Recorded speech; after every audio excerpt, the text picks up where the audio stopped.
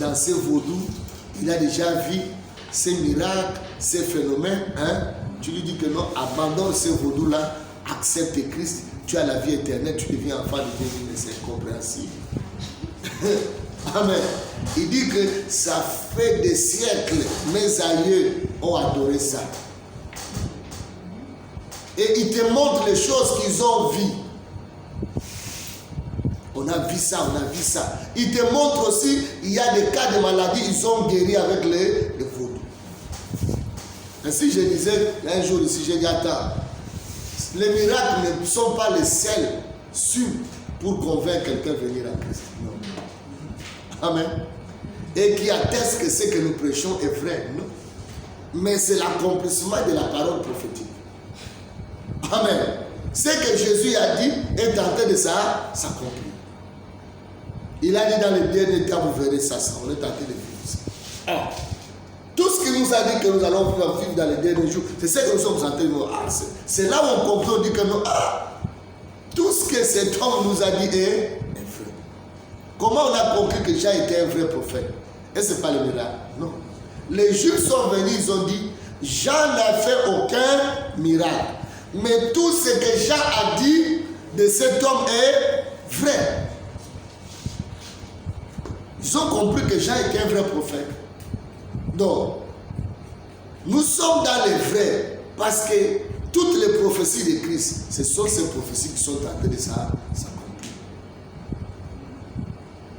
Bon, tu vois quelqu'un qui a vécu dans ces choses-là. Quand tu lui parles de Jésus, il dit c'est incompréhensible. Voilà les églises, on est limité seulement à prêcher. Jésus, viens au Seigneur Jésus. Toi, hein, dans notre église, il y a des miracles qui se passent. Et dans notre église, matin, quelqu'un peut te dire, nous on a dansé le bouti la nuit, on a vu les miracles. Tu comprends? Oh, dans notre église, les gens parlent à la langue, ils disent que nous on a dansé le bouti, il y a eu des gens qui sont partis en transe. Ils ont vu des choses. Est-ce que vous me comprenez? Maintenant, quand tu les prêches Christ, Paul dit que ce sont des richesses, et ces richesses-là sont incompréhensibles.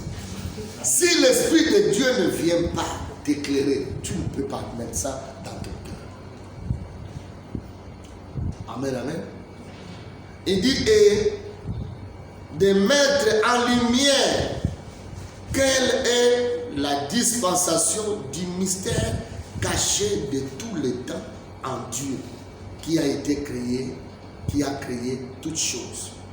Il parle de Christ et il dit de mettre en lumière quelle est la dispensation du mystère caché de tous les temps. Ce mystère-là, c'est quoi? C'est que Christ vient habiter en nous. Amen. Dieu dans l'homme. Waouh! Caché de tous les temps. Christ en nous, l'espérance de la gloire. Il dit caché de tous les temps en Dieu, qui a créé toutes choses, afin que les dominations et les autorités dans les lieux célestes connaissent aujourd'hui par l'Église la sagesse infiniment variée de Dieu. Amen. La sagesse infiniment variée de Dieu. Revenons un peu. Je disais que lorsque nous marchons avec Dieu, nous ne soyons pas cartésiens. Dieu peut passer par un petit enfant, il te parle. Il peut passer par des signes simples, il te parle. Le grand problème, quand Christ est venu, les gens avaient du mal à croire parce que le grand Dieu créateur a pris une forme simple. Amen. Donc ces voies-là ont dépassé les gens. Comment Dieu peut utiliser une telle voix? Naître d'une femme, lui le créateur. Amen.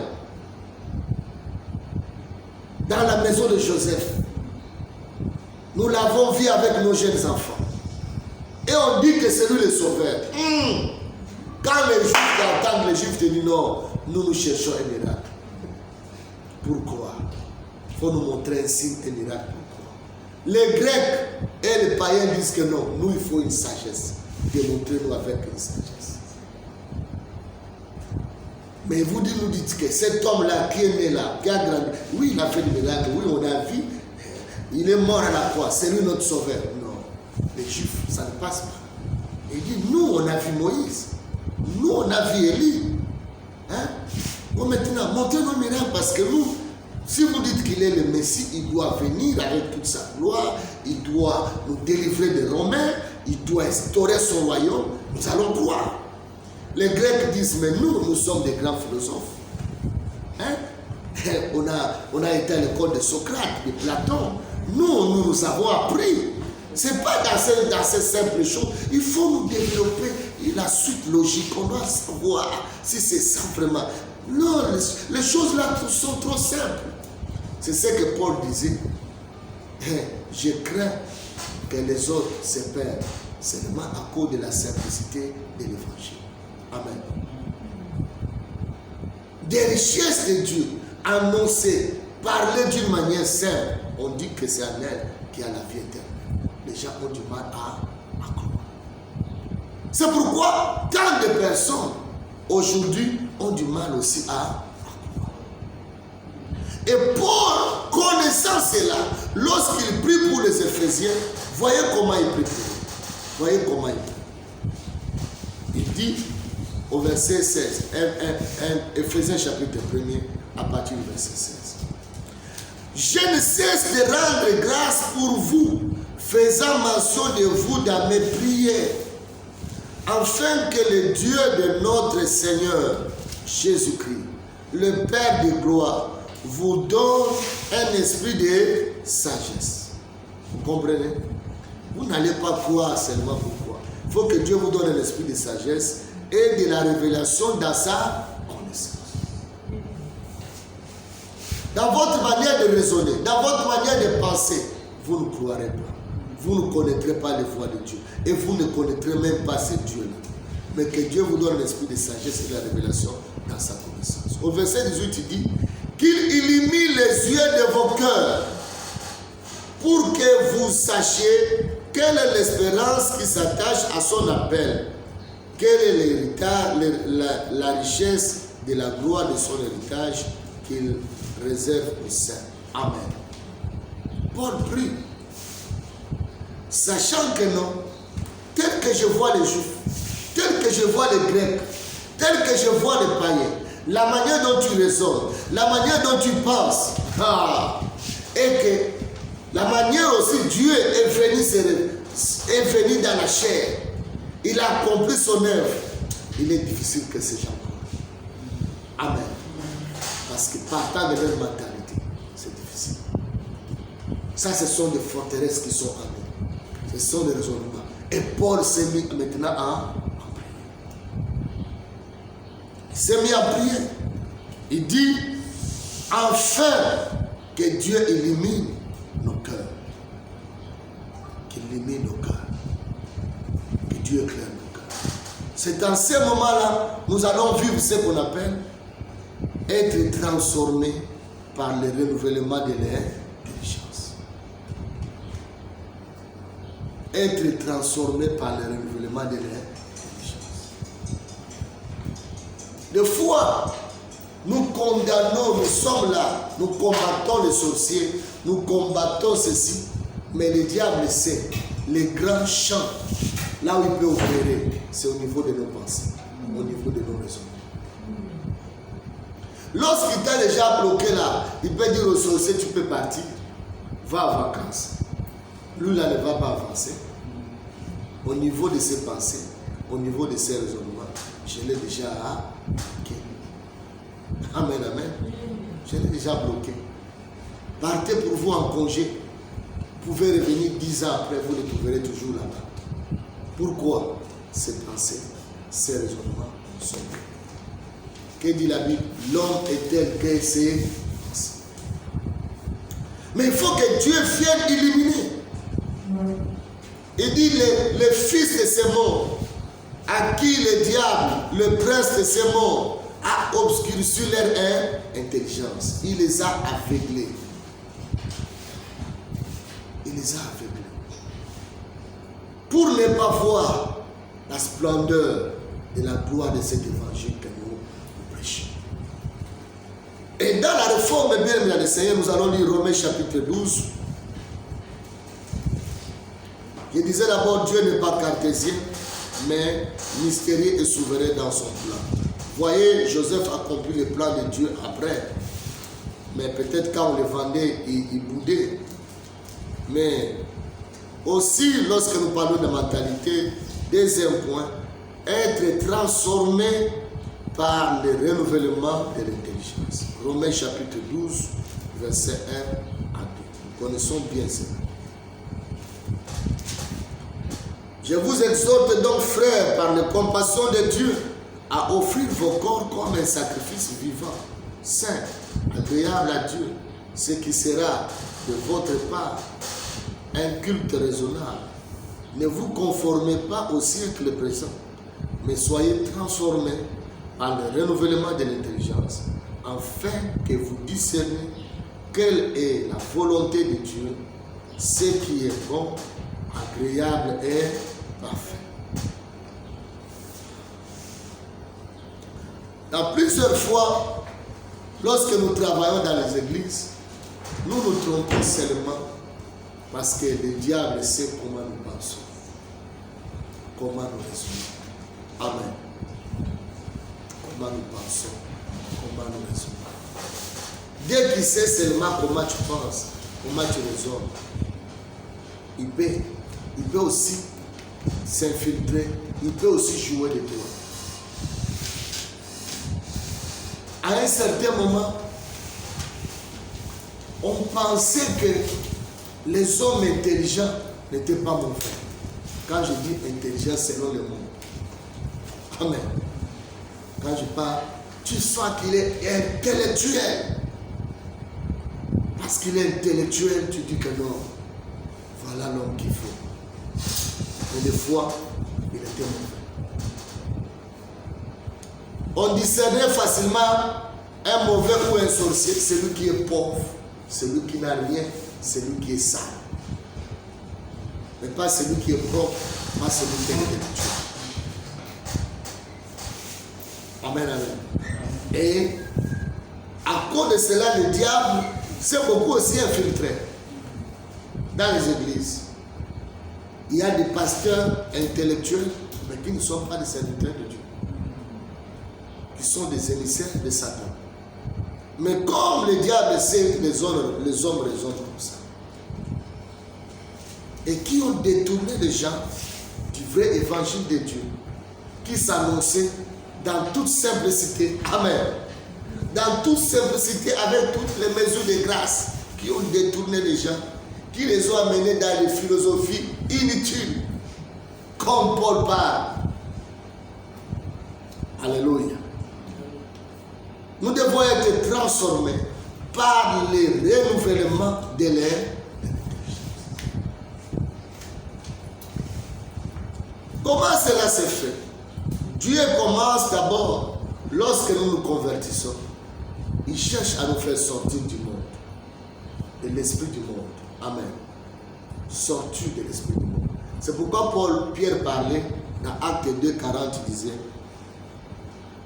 sauvez-vous de cette génération perverse. Amen. Acte 2, 30, il dit: sauvez-vous de cette génération perverse. Et Paul dit: nous n'avons pas reçu l'esprit du monde. Développant l'esprit du monde, peut-être c'est trop grand, mais je vais prendre quelques illustrations. Abraham et l'autre marchent ensemble, mais ils n'ont pas le même esprit. Abraham, c'est l'homme qui compte sur Dieu, qui marche selon l'esprit de Dieu. Mais l'autre, c'est un homme du monde. Amen, amen. L'autre, c'est un homme du monde. Lui, il ne gère pas les choses selon Dieu, mais il gère les choses selon lui. La Bible dit, lorsque vous lisez Genèse 13, au verset 10, on dit: Lot leva les yeux, il a vu la plaine de Sodome et Gomorrhe. Sa manière de voir, il apprécie comme le monde apprécie. Il admire comme le monde admire. Amen. Il juge comme le monde juge. Mais il ne le remet jamais en question devant Dieu pour dire est-ce que ce que j'apprécie, ce que je vois, Dieu aussi l'apprécie. Alléluia. C'est ainsi Lot a choisi la plaine de Sodome et Gomorrhe. Il est parti se perdre. Lot qui représente l'église qui marche selon la vision du monde, selon l'esprit du monde. Mais Abraham, on nous dit toujours dans Genèse 13, à partir du verset 13-14, Dieu lui a dit lève les yeux. Après s'être séparé de Lot. Abraham, il marche selon la vision de Dieu. Deux types de personnes. L'autre, il s'est dit connaître Dieu, mais bloqué dans l'esprit du monde. Mais Abraham, il connaît Dieu, il se laisse ouvert par l'esprit de Dieu. Amen. Il est ouvert à l'esprit de Dieu.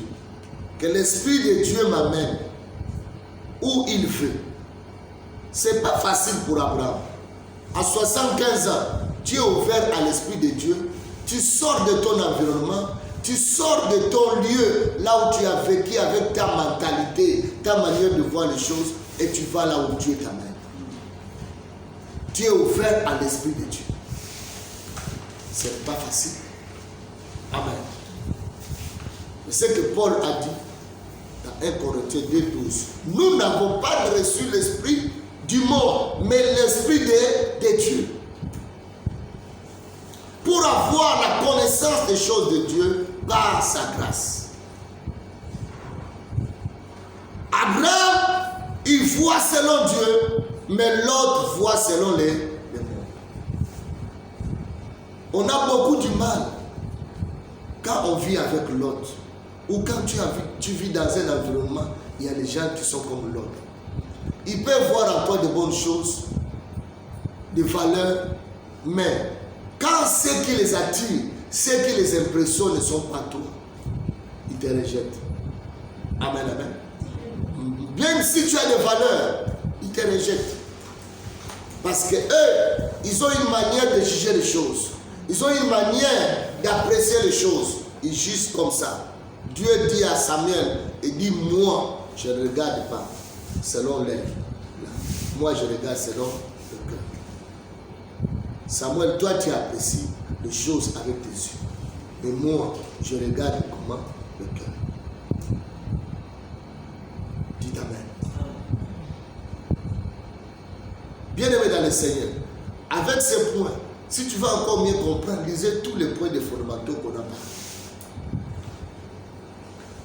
Vous allez voir Dieu quand il opère, que représente l'architecture des tabernacles par rapport aux grandes infrastructures qu'ils ont laissées en Égypte. Le tabernacle qui est fait par des étoffes, par quelques planches, quelques tissus, c'est une tente. Mais là-bas, ils ont laissé des pyramides. Jusqu'aujourd'hui, des gens quittent l'Europe, l'Occident, ils vont voir des pyramides en Égypte. Et on dit que ce sont des Juifs, des enfants d'Israël, qui ont construit cela, selon certains commentaires. Amen. Qui travaillaient durement lorsqu'ils étaient des esclaves. Donc ils ont vu toutes ces infrastructures. Mais on leur dit de construire une tente. Mais Seigneur notre Dieu, comment toi tu vois des choses comme ça? Regarde ce qu'on vient de faire en Égypte. C'est plus gigantesque, c'est sublime. Et ce que tu nous dis là, c'est trop simple. Amen. Mais il faut avoir l'esprit ouvert à l'esprit de Dieu pour le faire. La grande différence, la Shekinah ne descend pas sur les pyramides. Mais la gloire de Dieu va descendre où? Sur les pyramides. Donc vous comprenez bien les dans le Seigneur. Ainsi, lorsque tu travailles avec Dieu, ne reste pas étouffé, bloqué, retenu par l'esprit du monde. Si je fais ça, les gens vont apprécier. Il faut que les gens non. Toi, fais tel que Dieu te dit de faire. Reste ouvert à l'esprit de Dieu. Amen, amen. Reste ouvert à l'esprit de Dieu. Travaille. Dieu sait dans ce que tu es tenté de te faire, qu'est-ce qu'il est tenté de viser. Amen. Qui il va toucher, qui il va utiliser, qui il va ramener à la vie. Dieu sait. Dieu sait. Mais toi, travaille. C'est comme un homme qui part en mission. Un serviteur de Dieu nous a raconté l'histoire. Il arrive dans la mission. Lorsqu'il arrive, il a évangélisé le village. Il a évangélisé. Les gens n'ont pas cru. Les gens qui venaient, ce sont des petits enfants. À un moment, il était fatigué. Il dit, Seigneur, toutes ces grandes personnes ne viennent pas. Le Seigneur dit, c'est pour ces gens-là que je t'ai appelé. Amen. C'est pour eux. Il prêchait, et un moment la mission était finie. Mais après quelques temps, les serviteurs, c'est ces enfants-là qui prêchaient. Qui ont fait l'œuvre de Dieu dans cette vie, dans ces contrées, et qui ont gagné beaucoup d'âmes. Amen, amen. Donc lorsque nous servons l'Éternel, notre problème, ce n'est pas de dire que non. Le monde aime comme ça. Les gens du monde apprécient ça. Toi, reste ouvert à l'Esprit de Dieu. Il dit, mes pensées ne sont pas vos pensées. Mes voix ne sont pas vos voix.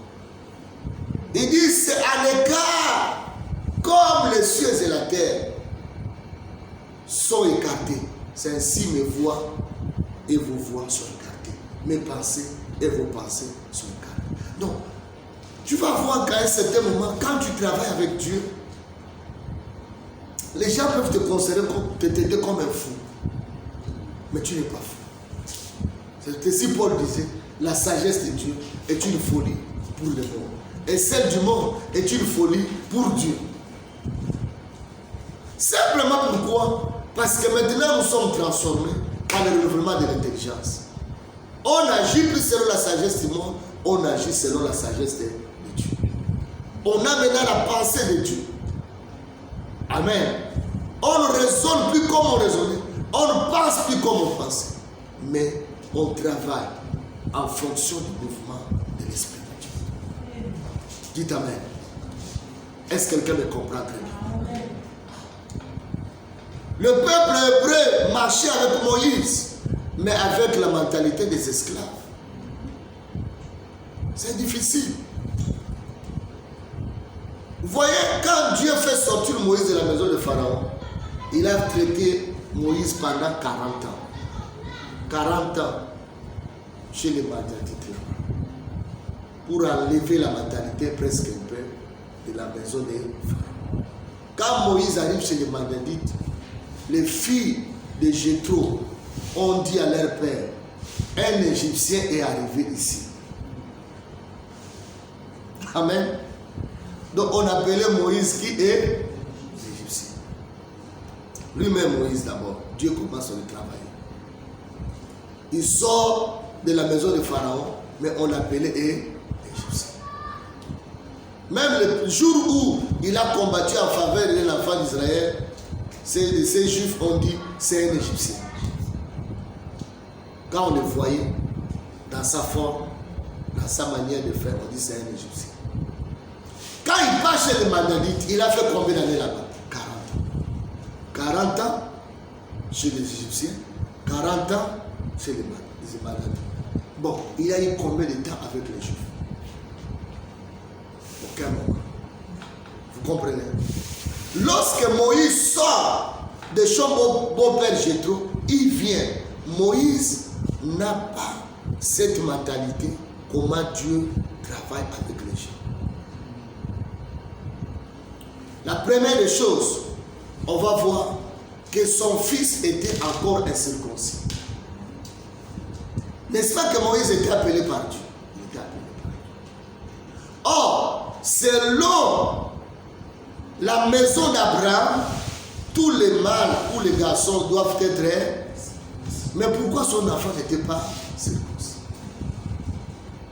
Les saints et les saints juifs. Mais la culture des deux endroits qu'il a vécu n'est pas la culture juive. Amen. Il a une culture égyptienne, il a une culture de Madianite. Et lui-même dans les saints, il est juif. Donc Dieu voit que cet homme-là, je ne peux pas le servir, me servir de lui comme ça. Et la Bible dit qu'en cours de route, Dieu menaça Moïse pour le tuer. Dieu menaça Moïse pour le tuer. Mais comment il veut tuer cet homme-là qu'il a vu au mont Horeb, qui a vu son feu, qui a vu la vision? Il a même envoyé. Voyez bien dans le Seigneur, à cause de problèmes de mentalité, on peut arriver quelque part. On a des problèmes avec Dieu. Pourquoi? Nous raisonnons mal. Nous pensons au mal.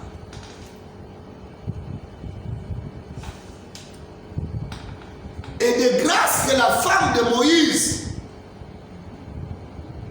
certainement inspirée par le Saint-Esprit, il dit que non, il y a un problème ici.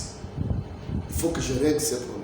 Cette femme va circoncire l'enfant, va jeter le prépuce de l'enfant sur le corps de Moïse. Moïse va être libéré. Dites Amen. Nous pouvons courir de grands dangers, non pas contre Satan, mais contre Dieu lui-même, parce que nous avons de mauvaises mentalités. Nos mentalités sont soumises. Ça peut être par la religion, ça peut être par la culture, ça peut être par l'environnement dans lequel nous avons vécu. Quand tu lis la Bible c'est la parole de Dieu. Ce n'est pas la parole de ta culture. Ce n'est pas la parole de votre tradition. Quand tu lis la Bible, laisse-toi éclairer par cette parole.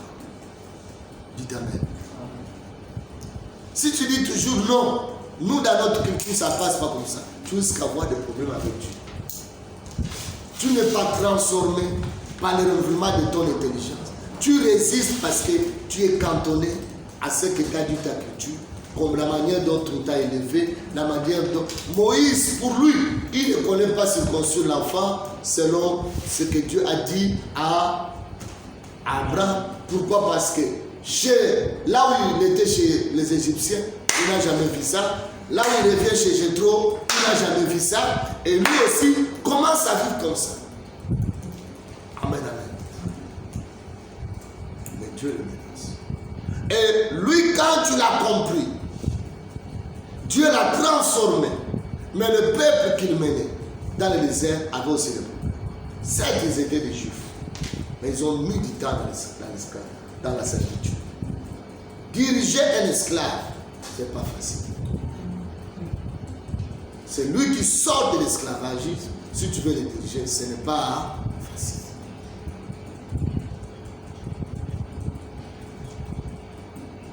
Nos pères étaient des esclaves. Amen. Ils étaient des esclaves.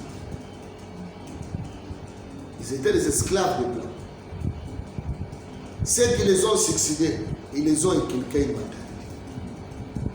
Jusqu'aujourd'hui, cette mentalité est en train de se pérenniser. L'Afrique a toujours cru que son salut viendra de son maître. Qui est son maître? Les colons, les blancs. Qu'est-ce que la France a dit? Qu'est-ce que les États-Unis ont dit? Les Français ont confiné, nous ne sommes pas confinés. Amen. Les Français ont pris les vaccins sur le Covid, nous ne sommes pas pris les vaccins sur le Covid. Pourquoi? Ce sont nos anciens maîtres. On ne peut pas juger le maître. On doit croire au maître. Donc on ne peut pas dire non au maître. Donc même si un président africain est né de nouveau, il n'oublie pas son ancien maître. Vous comprenez? C'est ça le problème. Dieu dit à Israël, je t'ai déjà délivré, tu n'es plus sous la servitude de Pharaon. Oh Moïse, ici là, nous là, au moins, si c'est comme ça, fais-nous retourner chez Pharaon. L'ancien. Pourquoi? On a vécu là-bas des siècles. On est habitué sous l'atmosphère égyptienne. C'est ça le problème jusqu'aujourd'hui. Tu peux voir, des fois on est converti, mais on croit beaucoup à l'ancien maître. L'ancien maître qui est Satan. Lorsqu'on parle du diable à l'église, tu vois les chrétiens qui sont là, les oreilles ouvertes. Bon, maintenant, je vais vous enseigner cette sorte de démon-là. Écoutez-moi très bien. Amen. Les gens ont les oreilles ouvertes pour écouter leur ancien maître. Et pourtant, Dieu a dit aux enfants d'Israël, ces Égyptiens, vous ne les verrez plus. Donc, j'ai coupé les liens. Dieu a coupé les liens. Mais on aime écouter l'ancien maître. Quand on parle de l'ancien maître, c'est là où on est content. Là on est content. On écoute bien. La mentalité. Que Dieu nous délivre de cette ancienne mentalité. Et le peuple avait toujours tendance à retourner vers l'Égypte. Je parlerai de Orpa. Orpa marchait avec Naomi, elle et Ruth. Dans Ruth chapitre 1er, à partir du verset 12 jusqu'au verset 18. Naomi va dire, je suis devenue vieille, je n'ai pas de hommes à vous donner pour mari. Retournez chez vous. Orpa va abandonner Naomi. Elle dit que je retourne. Ruth va dire, moi je continue. Naomi va dire à Ruth ceci. Retourne comme ta belle-sœur, vers ton peuple et vers vos dieux. Ruth refuse et dit, où tu iras, où tu mourras, j'accepte de mourir. Ton Dieu sera mon Dieu, ton peuple sera mon peuple. Ruth accepte la conversion. Ruth est